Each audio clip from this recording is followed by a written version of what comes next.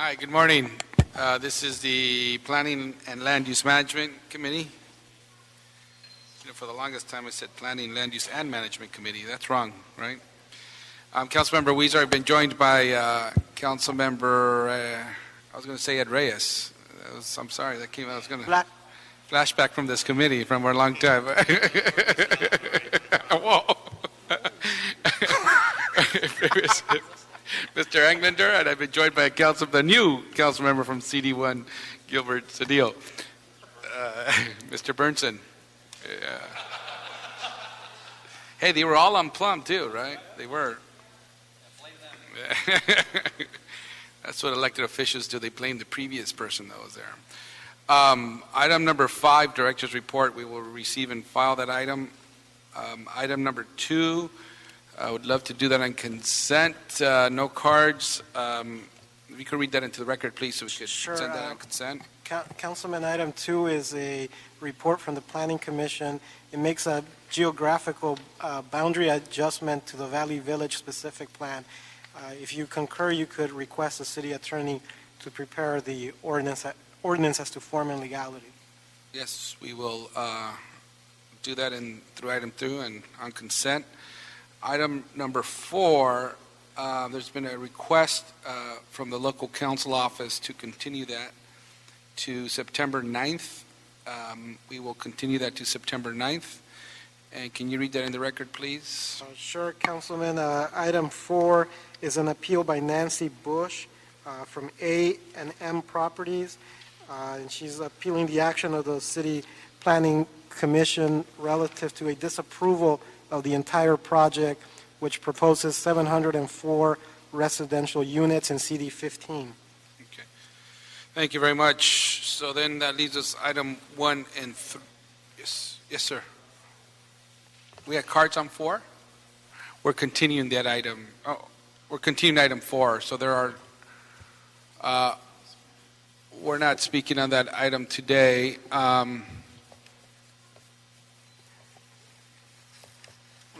Yeah, we're continuing item number 4 to September 9th.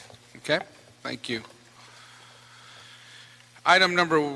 We have items 1 and 3 left. If we could start with item 1 and read that into the record, please. Sure.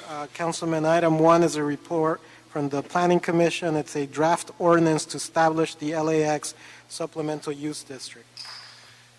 Thank you. And before we begin on this item, there's a number of speakers. We will most likely continue this item for a couple of weeks, but we thought we'd still do the presentation today and make public comment. When this returns, just to put it out there, the committee reserves the right on public comment, not to have public comments, since we had public comment before, but we'll take up that issue when it returns to us at that time. Just want to make that clear. So we will have the presentation today from our planning department, and then we'll go to public comment today. Thank you.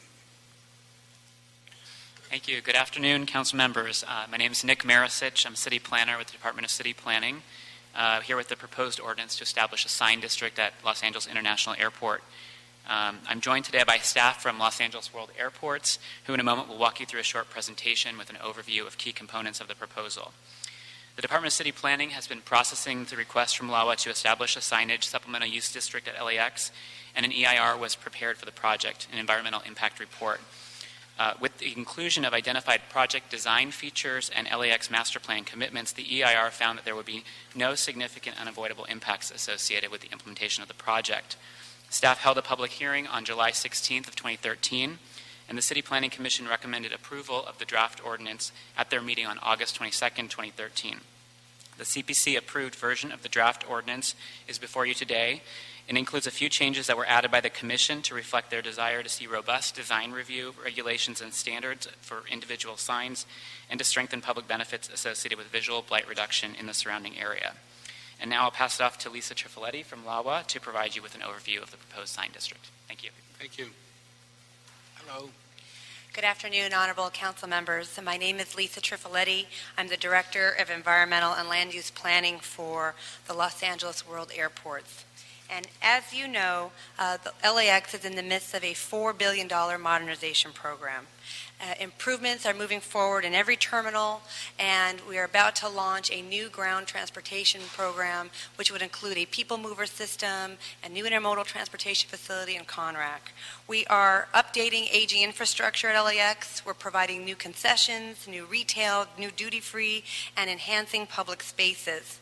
And the airport, at the same time, is going through, hold on, I'm having a facelift with the goal of unifying disparate components of the airport central terminal area.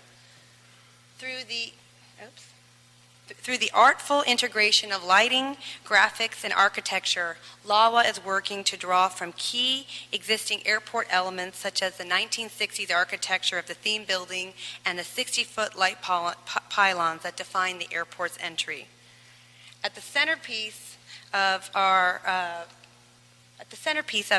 these are some of the key architectural elements. At the centerpiece is the Bradley West program. We just opened a new concourse, new premier retail, concession, duty-free shops, and world-class restaurants and lounges.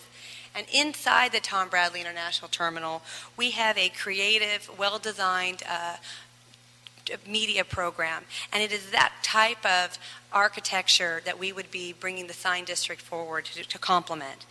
As part of this multi-billion-dollar transformation and new campus vision plan, the LAX sign district will improve the traveler experience from curbside to airside, create well-designed and safe sign program, capture the essence of Los Angeles, and promote LAX as a world-class international gateway. These are signs that you can see at major national and international airports across, and they include JFK, Miami International Airport, Newark Airport, Toronto International Airport, Dubai, Delhi, and Fiumicino Airport, just to name a few. LAX is a unique campus. It's highly developed, and it is an illuminated commercial environment. We have spent a great deal of time working up front to design a sign program and commit to project design features that strictly control placement, size, total area, sign type, direction, and use of illumination and digital technology. The comprehensive restrictions are designed to protect the public and aviation safety and to protect against potential traffic hazards. The safety of our passengers, our visitors, our pedestrians, commercial vehicle operators and drivers, our pilots, and our air traffic control is the #1 primary objective of the airport. And so we have committed to 18 project design features and 4 LAX master plan commitments that are now incorporated in the proposed ordinance. This will guarantee design quality and consistency that's integral to the part of LAX's future. As a public agency, we know we're held to a higher standard, and we are committed to bringing forward only signs that will enhance LAX and the City of LA. And the implementation of the sign district will permit new off-site signs in the interior of the LAX campus in 2 areas, in the land side and in the air side. And we have volunteered to only commit to only 75% activation of the landside signs at any one time and not erect additional on-site signs in excess of any total sign district limits. We specifically limited the program to 203 acres of our 3,650-acre campus, which is less than 6%, and we have deliberately restricted the signage so that no sign may be viewable by the adjacent residential areas. We have done a tremendous amount of outreach. We've worked with the Neighborhood Council, the business community, the Alliance for Regional Solution to Airport Congestion, ARSAC, members of the Coalition to Ban Billboard Blight. And we'd like to stress that the sign district is currently proposed so that it is strictly limited to the interior of the campus. So the proposed types of signs in the area for the landside sub-area would include super graphic signs, wall signs, digital display signs, column wrap signs, and hanging signs. And on the air side, we would have signage that's really sponsorship signs on our passenger boarding bridges. And this is an example of what those signs look like. And they exist today because they actually advertise on-site content. And that's a column wrap. And this is an example of boarding bridges that you actually have 50 other airports across 24 countries have this type of sponsorship program. So today, we have worked closely with the Planning Department and the City Attorney's Office to fashion a sign district that has a major takedown program. And we would establish a sign removal trust fund that is funded by 12.5% of the net revenue to buy out signs in the LAX vicinity. The draft ordinance at the CPC recommended the removal of 20,000 square feet of signage, and we, through working with CD11, have proposed to increase the takedown amount to 23,520 square feet. This is a 15% increase in takedown. And finally, the sign district ordinance, as amended and recommended for approval by the CPC, requires a 5% of all net revenue be placed in a visual blight reduction fund. With regard to that 5%, we have had concerns raised by our CFO and the FAA, and we would request to be able to work with the City Attorney's Office to recommend some revisions so that we are in compliance and consistent with federal regulation, especially as it relates to federal revenue diversion. So we thank you for your time, and we are excited to be here. Thank you. And now we'll go to public comment. And the first speaker is from Councilmember Bonin's office, Tricia Keene.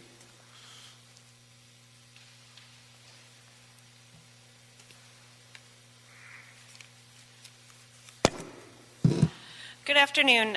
Tricia Keene with Director of Land Use and Planning for Councilman Mike Bonin. As you know, LAX is one of the busiest airports in the world with over 63 million passengers traveling through its facilities annually. Signage like that being proposed by LAWA is common at other major airports and is an important element in modernizing the airport and improving the airport's visual environment. The council member believes that a carefully planned, well-regulated, and thoughtfully implemented sign program can improve and enhance the experience of the traveling public at LAX without unduly impacting the neighbors and the surrounding community. Council member also believes that there are few places in Council District 11 where a sign district is actually appropriate, and LAX is one of them.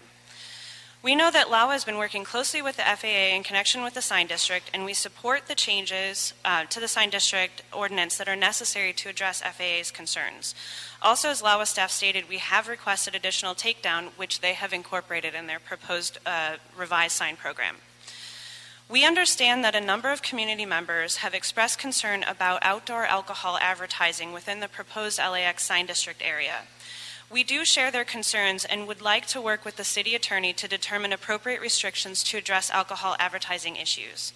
Additionally, in order to ensure that the sign program continues to accomplish its intent and meets the revenue generation and improvement goals of both the city and of LAWA over the long term, we would like to see language incorporated that would allow for reevaluation or sunsetting of the sign district after some reasonable period of time.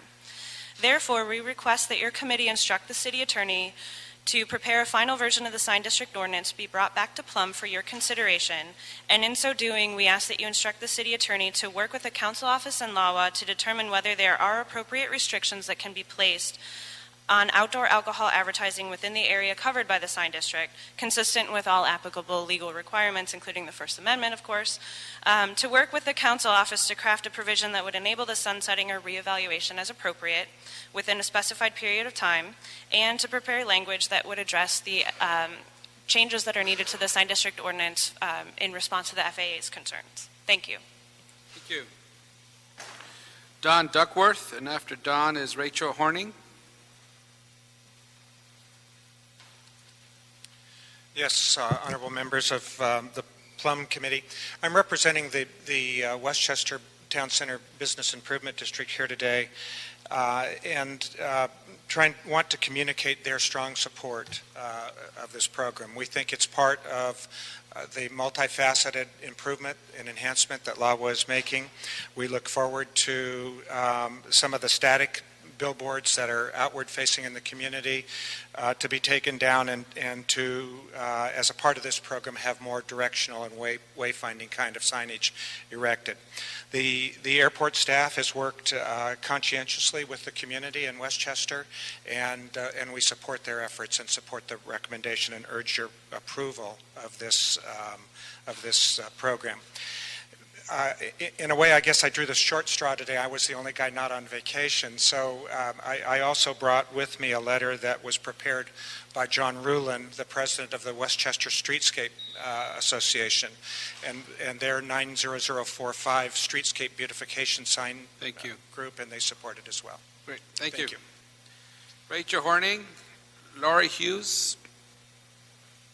Good afternoon.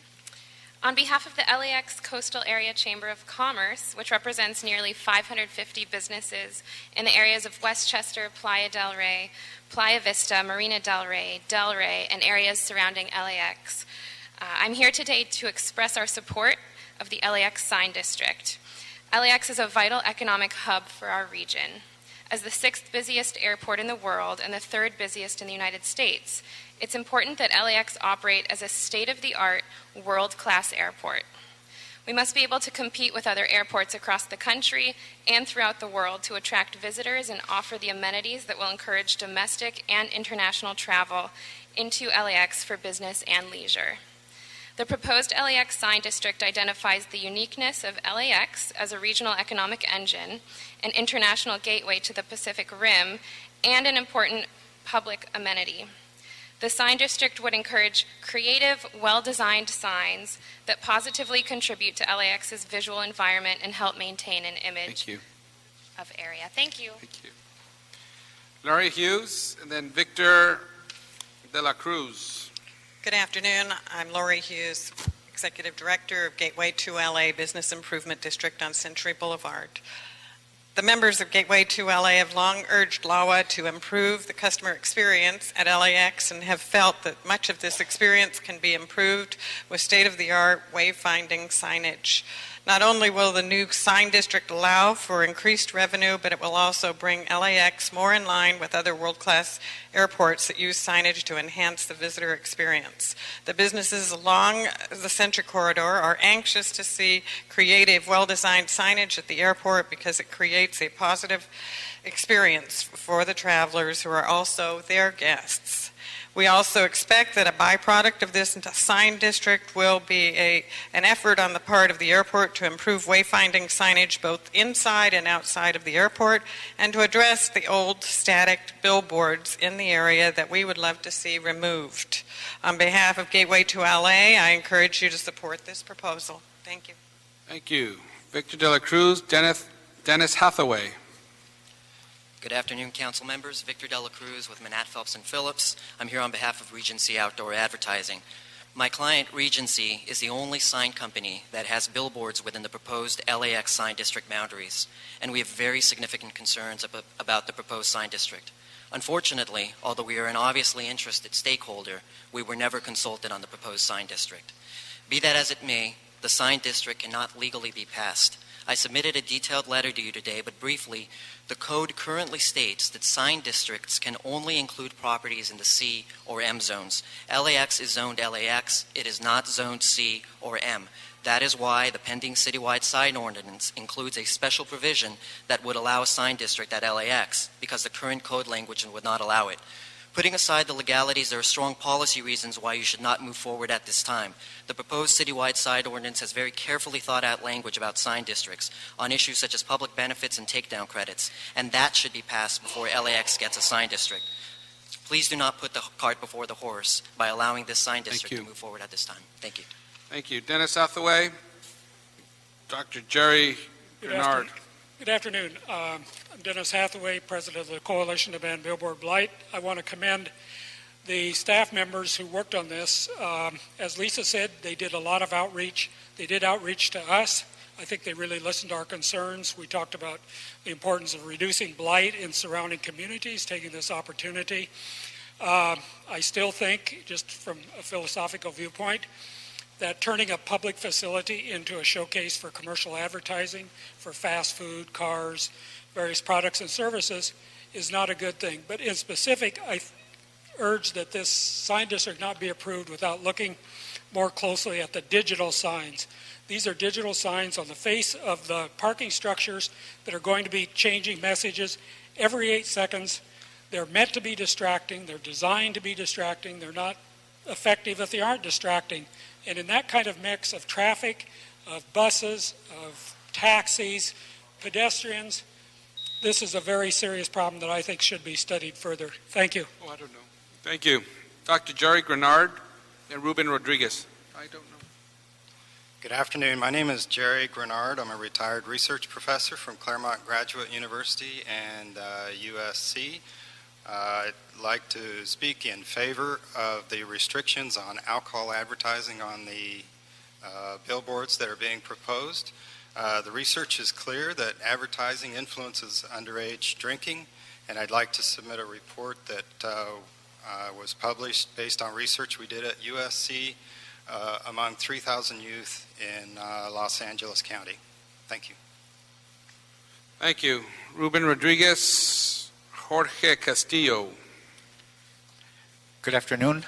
Greetings to all the members of the committee. I'd like to start off by, thanking all of you for the previous support on dealing with the alcohol issue and advertising. We really appreciate that. And we're just here to continue. We remain consistent in our argument that exposure to advertising, especially children at a young age, leads to more problems in the future, especially for that sector that ends up with problem drinking. And so we're basically asking that, we encourage business. God knows we need the business and we need more jobs. But we would ask that the Plum Committee recommend no alcohol advertising in the LAX sign district. Thank you. Thank you. Jorge Castillo, Sarah Cooley. Thank you for giving me a chance to speak. My name is Jorge Castillo from Alcohol Justice. We monitor the alcohol corporations. And I'm going to submit some documents, a letter from Dr. Jonathan Fielding showing the impact of alcohol on youth, a letter from the RAND Corporation, UCLA, and the Center for Alcohol Marketing and Youth that show evidence that it's clear that alcohol advertising impacts young people and leads them to drink. I would like to also submit a report that we did, Alcohol Justice did, where we looked at 32 transit districts in the United States, and we found that alcohol advertising is only 0.1% of the revenue that goes into the cities. So we feel that that revenue that you might get from alcohol advertising at the airport would be insignificant, but the cost savings would be great. I got a few more seconds. I just want to thank everybody that showed up today from the coalition, and hopefully the committee can support our effort. Thanks. Sarah Cooley, Kevin Michael Key. Good afternoon, council members. I'm the leader of a drug-free communities coalition in Los Angeles funded by the White House Office of National Drug Control Policy. We have nearly 100 members, most of whom are at work, at school, or home with the kids right now. So I'm bringing the voices of our community to this committee to share their support for keeping alcohol ads out of this proposed sign district.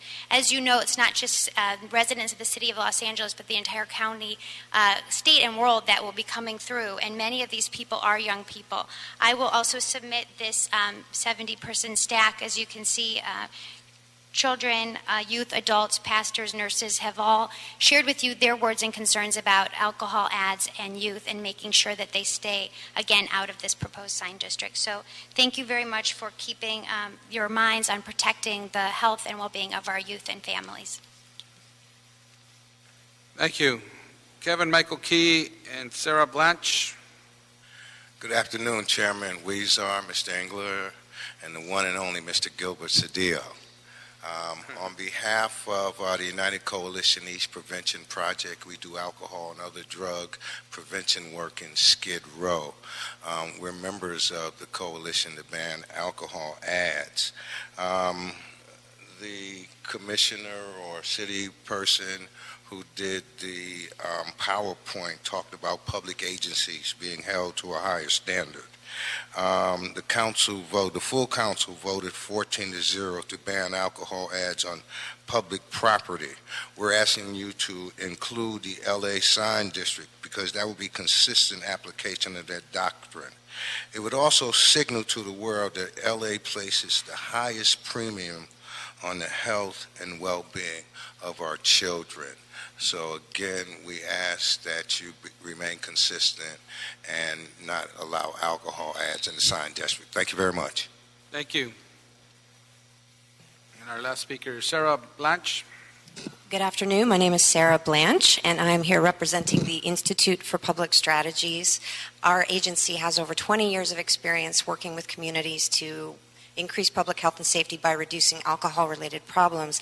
Similarly, I'm here to express our concern that the sign district would allow alcohol advertising, and we asked the Plum Committee that they don't allow it. The truth is, every year the alcohol industry barrages kids with hundreds of thousands of alcohol ads on television, in print, on billboards, in product placements, and now more than ever online. And the truth is, the research shows that those ads have their impact. Kids who see them think that their peers drink more than they do. They think that their peers approve of drinking, and it all relates to higher instances of use. And underage drinking is a real societal problem. So we ask today, we're in the business, all of us here collectively, to protect our youth and our society. So they have their opportunities to advertise in multiple venues. We ask that we're not complicit and we don't allow it on public property. Thank you very much. Thank you. Well, thank you very much. And the Planning Department can please come up, and I want to thank the Planning Department and the planning staff of LAWA for their presentations. One of the questions I had, and perhaps needs an explanation for all of us, is if we have our sign ordinance that we're working on that we'll get back to Plum at some point in the near future. We already had one hearing not too long ago. We are scheduled to hear it again soon. How or why would we move forward with this sign district and without knowing the full picture of the sign ordinance, and how will that coincide with that issue? And this is Nick Marisich with the Department of City Planning, joined by Patricia Diefender for also with City Planning. Excuse me. Good afternoon, council members. Patricia Diefender for Planning Department staff. We just want to point out that the sign ordinance that's proposed for LAX was anticipated by the specific plan for LAX that was approved by council, was it last year? The provisions of this specific plan are consistent with all of the different strategies that the sign ordinance requires, the general approach, the kinds of public benefits, the kinds of reduction in signs, blight reduction, all of those things, addressing issues of safety concerns, keeping the signs visible only from the kind of central terminal area and interior to the airport. These are all kind of strategies that have been used consistently across sign districts that have been approved by the city. So there's no departure in this sign district in terms of approach. And also because it's a public agency, I think there's some interest in trying to assist a sister agency and with its modernization plan. So that's predominantly why we're interested in trying to go ahead and move the ordinance forward at this time. Would there be any potential conflicts when we adopt the full sign ordinance, and that there'll be some rules and regulations created with respect to sign districts? Now, would there be any conflicts with what we're doing here with the potential sign ordinance? The sign ordinance, the citywide sign ordinance anticipated and sort of grandfathers this particular ordinance in. There are a couple of details of provisions that would not be consistent. The takedown ratio is a little different in the sign ordinance that's anticipated for sign districts that are initiated by private developers. Being that this is the airport, they have some constraints on their ability to comply with the takedown ratios. That's one way in which it's different. I think that's the predominant way that it's different.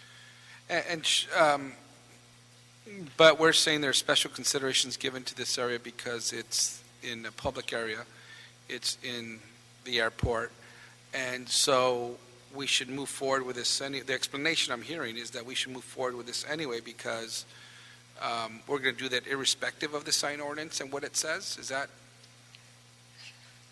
Patricia Diefendorfer. I wouldn't say that we're doing it irrespective of. Again, it's consistent with the approach and a lot of the strategies of the sign ordinance. This is a unique kind of situation. The airport obviously is a one-of-a-kind facility, that has specific needs. And we did a lot of coordinating with LAWA staff on both the specific plan and the sign district, and came up with a proposal that kind of was acceptable and met a variety of project objectives. If I could just add, Nick Marisich for the record, I just wanted to add, there was a public comment with respect to the current LAMC provisions as to where sign districts can be established, but the existing LAX specific plan does say that it shall prevail and supersede the provisions of the LAMC wherever it contains specific regulations, and it does address signage, and it does anticipate the adoption of a sign district to regulate off-site signs. So we don't see that same conflict existing. And then when you started, you said that this one is grandfathered. So if it's grandfathered, whatever new regulations exist for the sign ordinance will or will not apply to this one since it's been grandfathered. Is that accurate or not? Patricia Diefenderfer, planning staff. I don't know if, I was just going to say, and I'll let Lisa Trifoletti add, that the sign ordinance, which is pending, so it hasn't been adopted, but it would grandfather this ordinance if it were adopted. And, the sign ordinance started quite some time ago, so I think it was anticipated at the time that it would grandfather this particular ordinance. So, again, Lisa Trifoletti on behalf of LAWA. Having worked on the sign district ordinance draft proposal and being intimately familiar with working closely with Alan Bell and planning, looking at every single sign district that has been approved since you've even looked at the sign ordinance as a whole, we made sure that the standards related to illumination, all the standards that are incorporated in your current sign districts, they're all included in the LAX sign district. In fact, I think, Patricia pointed out, where we differ has to do on the takedown because we are a public agency, and in large part, it is an essential revenue stream that we need to continue to do the good work that we're doing right now. That being, things like building the people mover system to connect to the Metro Rail. Those are the important projects that our mayor has charged us with that cost upwards of $2.5 billion. And so that's the revenue stream we're trying to capture.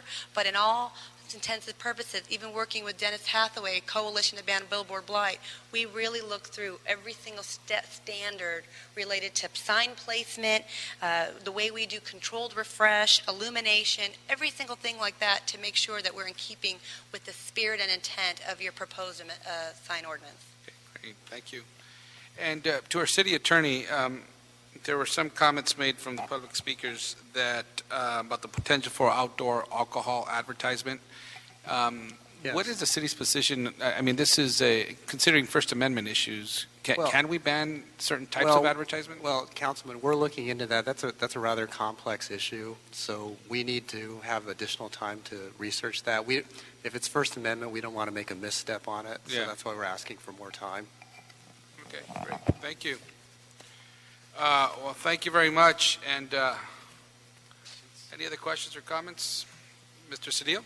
I heard somebody from the public say that the digital signage would change every 7 seconds. Is that true? I also thought I read where images would hold for 12 hours. And so can somebody reconcile those two comments for me? Sure, I can clarify that for you. Nick Marisich with planning. The sign district establishes two different refresh rates for digital display signs. One of them, and they're differentiated based on where they're placed and how they relate to traffic in the area. There's a controlled refresh 1 type sign where the sign image is refreshed no more frequently than every 8 seconds. Those are placed in locations such as on the face of parking structures where they are not facing any kind of oncoming traffic. The other is a controlled refresh 3, and that's limited to a refresh no more than one every 12 hours. So there are two different types of digital display signs. 12 hours are the ones that deal with traffic. That would face traffic. So, for example, if they were on a sky bridge that connected the parking structure to the terminal and faced oncoming traffic, those would be limited to no more than once every 12 hours. And then the shorter ones are motorists do not. Right. Those would be ones, for example, on the face of the parking structures. So they would be parallel to the roadway, and they would be facing the terminals, not the oncoming traffic. So who sees that? Only pedestrians see that? Pedestrians. Okay. And then what's the distinction on, I think the city's well established on public spaces, park benches, et cetera, are disinterest in promoting alcohol consumption. But what's the distinction? How would you distinguish the LAX from kind of more traditional public space? Well, I would just, if I could just add a few comments. I think it's a very unique transportation facility that of no other kind in the city, I think, and already has a lot of signage that exists today. LAWA staff could speak more to that and the heavily regulated nature of the signage that they have throughout the airport today in a very coordinated fashion. So a lot of the locations that are identified for signage placement under the sign district are already the locations where signage exists today, but it would allow for more flexibility in terms of the signs that would go up in those locations. So I think it's a place that already has a lot of signs. It welcomes visitors to Los Angeles, showcases attractions, things that may be of interest to visitors coming through the primary gateway to the city, and that makes it very distinct, I think, from other places in the city. When we talk about the signage, is this all external or within, both inside and outside of the entire facility? So the sign district anticipates signage in two different sub-areas. The airside sub-area consists of just the exteriors of boarding bridges, the jetways that extend out to planes. Those are, in some cases, have signs today, on-site sign messages. So this would allow flexibility in terms of the messaging on at those locations. The other is what's referred to as the landside sub-area, and the signage there is allowed on parking structures, these bridges that span across the roadway, columns that are along the terminals themselves, those types of places. And how about inside LAX? Inside the terminals, the interior signage would continue to be regulated under the LAX tenant sign program, which is in place today with design standards that are applied by LAWA staff. And then primary, of course, on all these matters, as we go through these changes, is that public safety is not abridged or compromised in any way. Absolutely, and that was definitely something that was studied as part of this project, and with the design controls that Lisa Trafaletti called attention to, the findings were that safety could be adequately addressed. Okay, thank you. Thanks. Mr. Englander? A couple questions. How many other international airports are there in the United States that don't have a signed program? I would have to refer that to LAWA staff. I know where they exist. I don't know where they don't exist. I'm sorry. I believe, from what I've heard Major airports.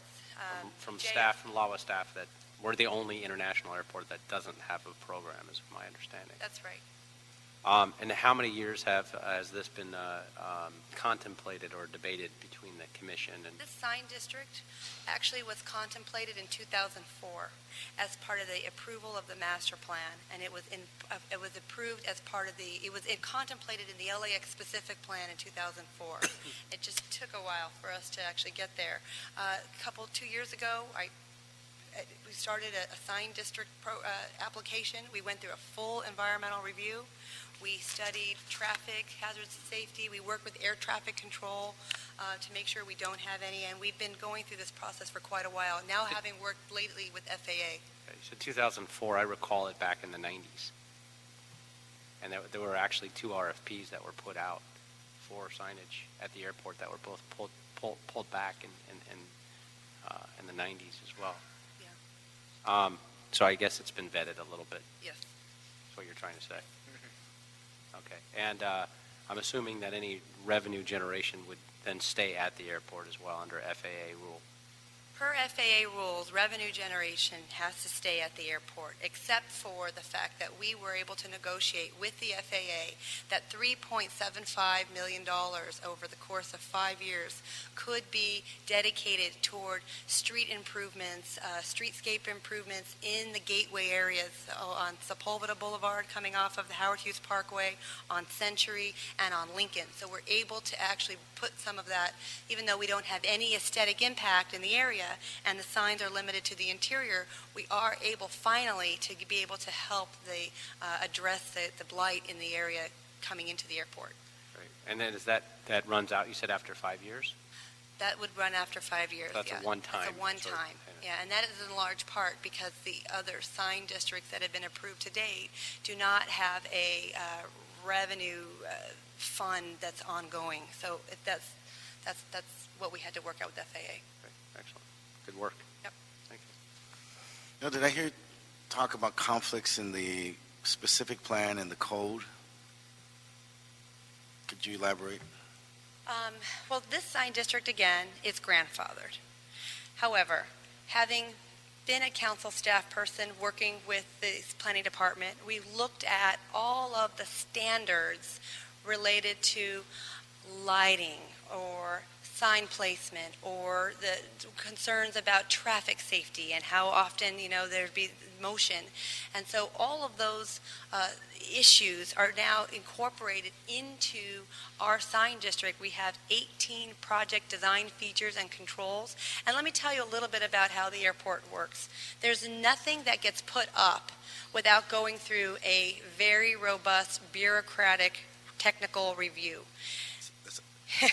That seemed to contradict your Yes. phrase. So Robust we have, and bureaucratic. yes, we have every week, we have a project approval team that has a construction design handbook. This would have its own construction design handbook. We have tenant sign guidelines that they have to go through, and it's that kind of review that we would be going through as when every sign would be put up as part of this program. If I could just add, Nick Marisich again from City Planning. In the findings that were approved by the City Planning Commission, the specific question about where sign districts can be established was addressed under entitlement findings with respect to, again, the specific plan provisions that anticipate the establishment of the sign district in this area. Thank you. So thank you very much. And I want to thank all the speakers who came out as well. There are just a couple of lingering questions and some last-minute additions that we need to clarify before we give direction to the city attorney. It is to draft the ordinance. It's easier to have those directions up front rather than after the ordinance gets drafted. So we could continue this for 2 weeks and then come back and give direction to the city attorney to move forward. In the meantime, the city attorney, if you could just look into those issues. Now, I'm not saying we're moving in that direction, but if we were to, we'd want to have some direction on the alcohol advertisement, at least to see what the law is, should we decide to put some language to that effect with respect to alcohol. Yes, we can do that. Great, thank you. So thank you. We'll continue this. 2 weeks is September 9th, correct? Okay, we'll continue this item for September 9th for 2 weeks. Thank you. Okay, next item. Next item, Councilman, is a CAO report relative to the Development Services Reform, and this is status report number 2.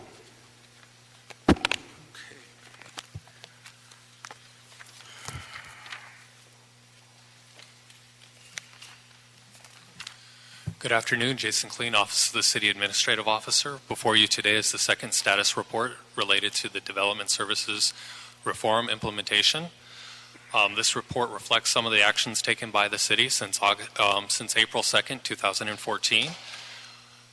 Included in this report are budget proposals that were included in the 14-15 adopted budget, the status of the implementation plan, co-location of development services functions to establish fully functional development services centers, establishing a universal cashiering system and development services fund, technology, new and updated fees, and memorandums of agreement between the departments to improve the consistency, efficiency, and effectiveness of the service delivery to constituents. Here today with me are also members from the City Planning Department as well as the Department of Building and Safety, and we also have Gary Golitz from Matrix Consulting Group in case you have any questions. Thank you. Thank you. We have a number of speakers. We'll first go to the public comment, and then we'll come back to you, if that's okay. Kevin Michael Key, and then Tiffany, I think it's Burgess.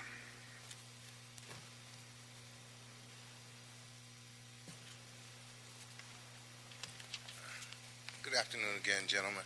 My understanding is that included within this whole menu is the condition of compliance unit for the planning department, or did I put a card in for the wrong? Yeah, this is about the update on our development, the Building and Safety and Planning Department. It includes his concern. Yeah. Good. It does. Okay, excellent. Again, I'm on here on behalf of our parent organization, Social Model Recovery Systems, and USEP, which is the prevention arm of Social Model. We believe that if you're going to have conditions on alcohol outlets or on nuisance businesses, you need to have a comprehensive enforcement mechanism. And at this point, it appears that when the planning department or the hearing officer imposes those conditions, there's nobody to follow up. So we would ask and we would support the enforcement provisions for the CCU. Thank you very much. Thank you. Tiffany Burgess, Brenda Simmons.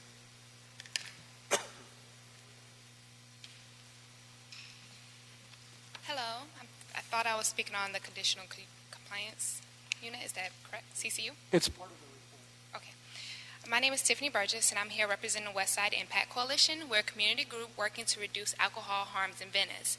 As a community, we lend support to Condition Compliance Unit because it is critical for our community. By providing proactive enforcement, the CCU creates an environment where alcohol outlets must abide by their conditions, which will directly improve public health and safety. We believe that providing adequate funding will save a lot of money in the long run. Venice and many other communities throughout Los Angeles will be safer and livable because of it. Thank you. Thank you. Brenda Simmons, Mark Salzberg.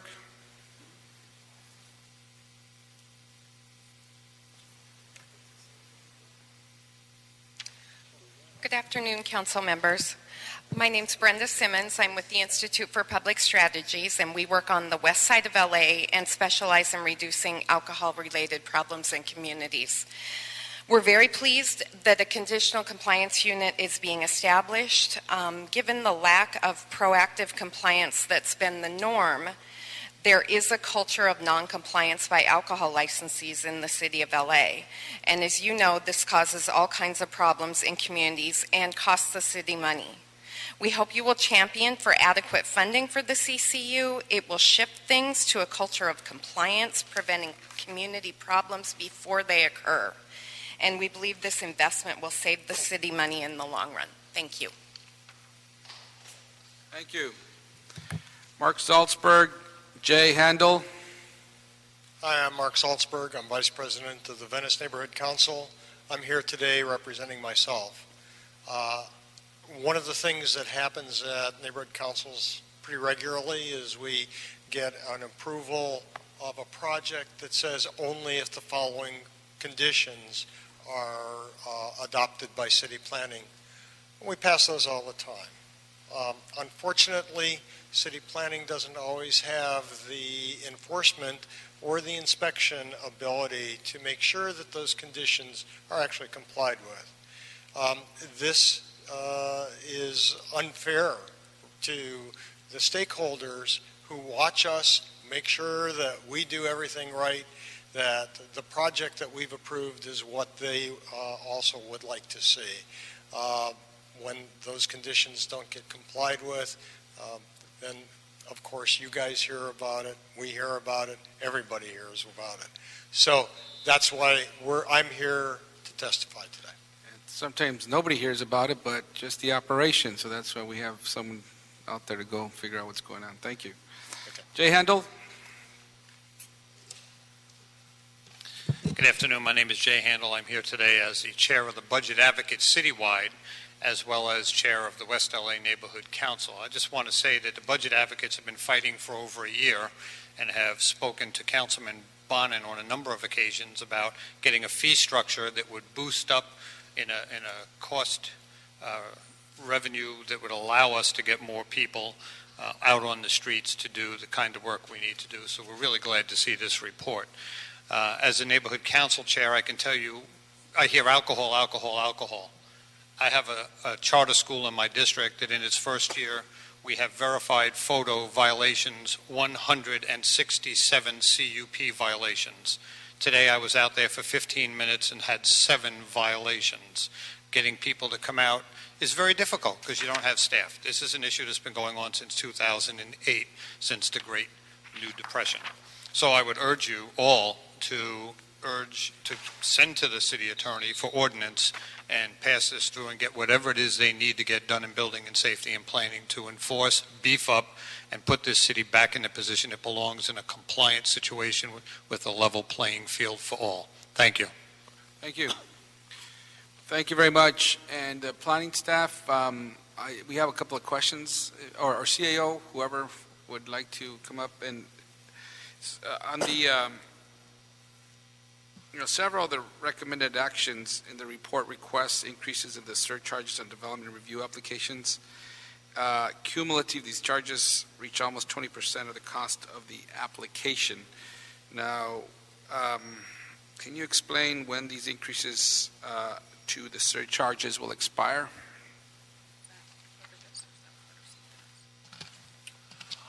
Currently, there are a number of surcharges that the departments charge.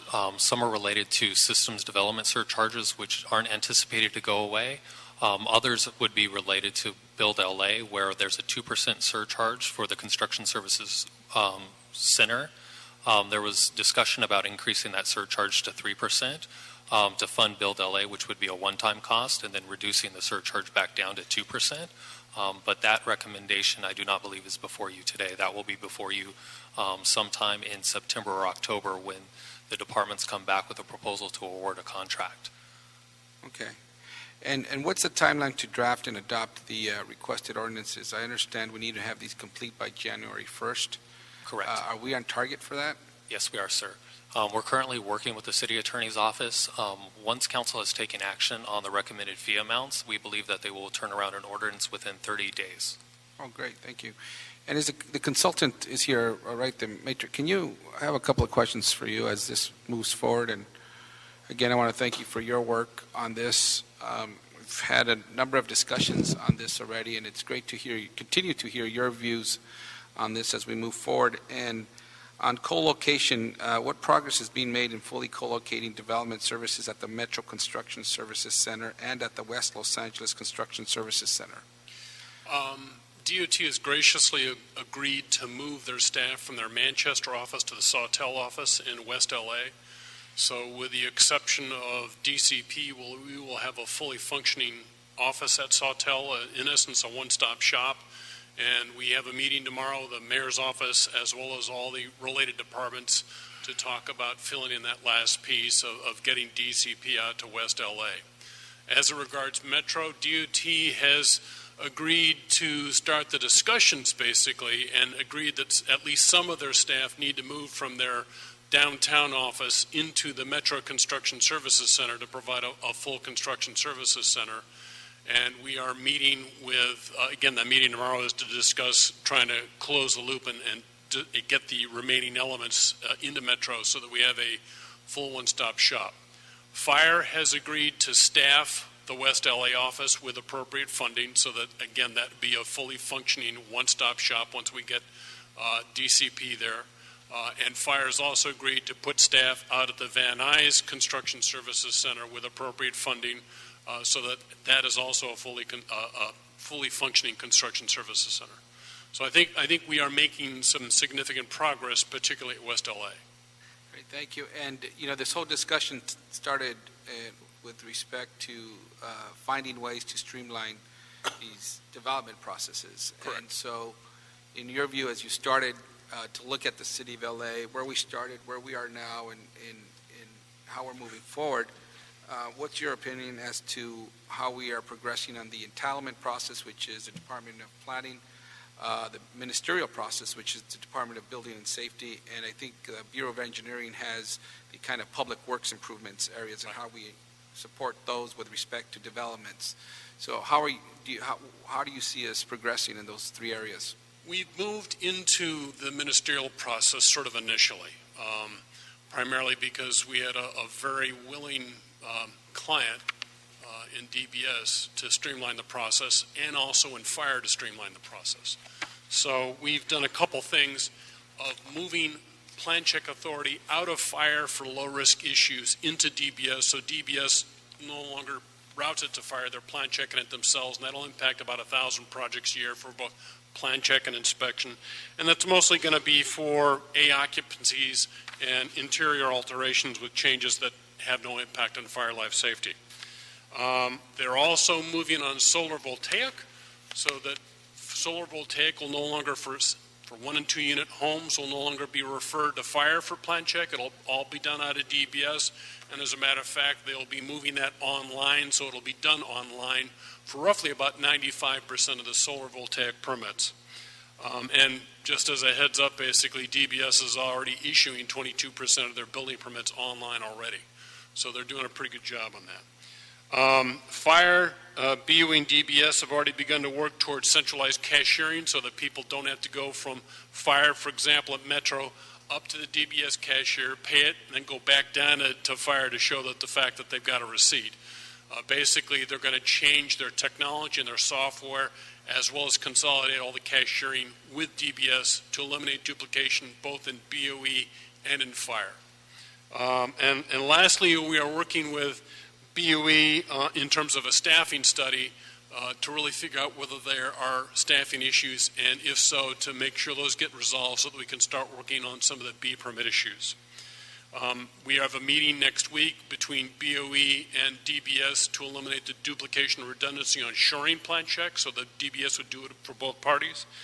And then, as you're well aware, DBS is not an agency that tends to stand still.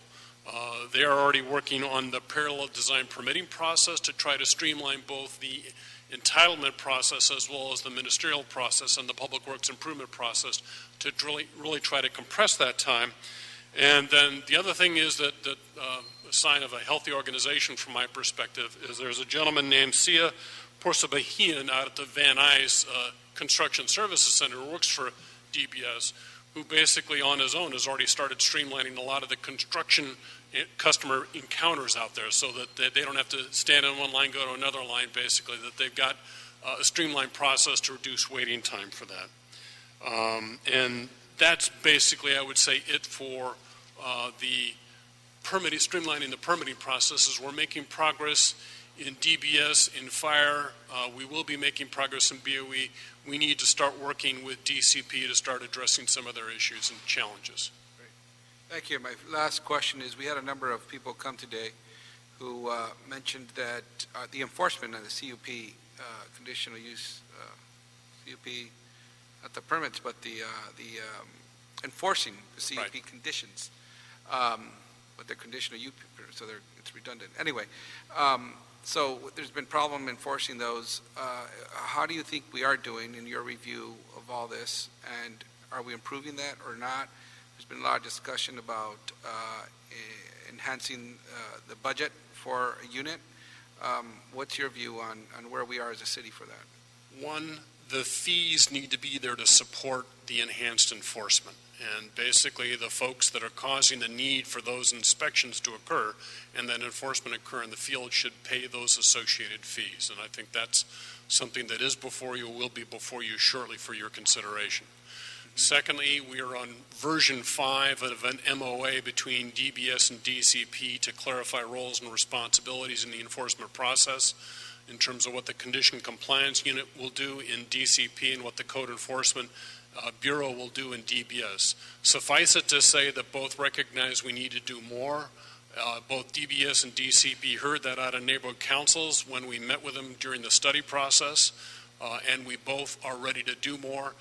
DBS is staffed to start filling positions effective January 1 to actually start doing field enforcement for CUPs in its entirety, but starting initially with alcohol establishments and adult entertainment establishments. So the issue there is they want to enforce not only the conditions associated with the CUP, but also the operating conditions to make sure if bars have some particular restrictions on them at 1 a.m. in the morning, that those restrictions are enforced.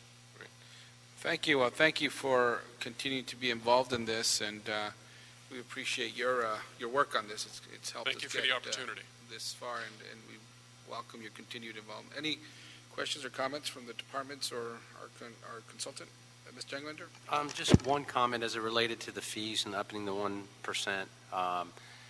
If we could, I know that the department sort of skimmed over that and said, well, we'll get back to you on that with the overall proposal. And realizing there's got to be a revenue stream for the enhanced enforcement, my concern is, again, duplicative efforts and increasing fees to just bring out additional inspectors.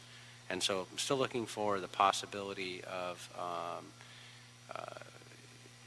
I guess, creating a true efficiency, that if we're going to have certain folks out there anyway, that they're going to be performing just an added function of looking at those particular issues rather than a new fee and a different inspection process. And so I'd like to make sure that doesn't get lost as this comes back. It's not lost. It is, they want to make sure they follow through on your intent there to avoid redundancy and duplication. As a matter of fact, it's part of the body of the mission of the MOA between DBS and DCP is to eliminate redundancy where it occurs, so that the field enforcement as it relates to operating conditions would be done purely by DBS and by DBS inspectors within code enforcement and within their inspection bureau. I'd like to see if we can also ensure that it's the same inspectors at those various locations, that once they pick up that in their workload, that location is perhaps assigned to them. Because oftentimes, even if it doesn't bounce back between different departments, it will bounce back between different inspectors. And every time they go back out, they'll find something different. And so I'm worried about creating a whole new process on that regard as well. So just keeping that in mind. Just continues to I think that you exactly what you were suggesting. You want to make sure that you don't have 2 or 3 inspectors dealing with the same enforcement action. That you want to make sure there's consistency. Combination of both. Yeah. Correct. And that's part of the MOA, is to avoid that. And we'll see the details of that MOA coming back here as well? Yes, sir, you will. Excellent. Thank you. Thank you. Any other questions or comments? Nope. Well, thank you. The action on this item will be, we need to send this to full? So you will adopt the CAO recommendations, I believe, Councilman. There's 11 recommendations in total. Adopt the recommendations, we need to send it to full council. Yes, right? sir. Okay, well, adopt these recommendations and send it to full council. Without any objections, so ordered. Thank you. Any other items on the agenda? No public comment, Council. I don't believe we have public comment, so that adjourns this meeting. Thank you.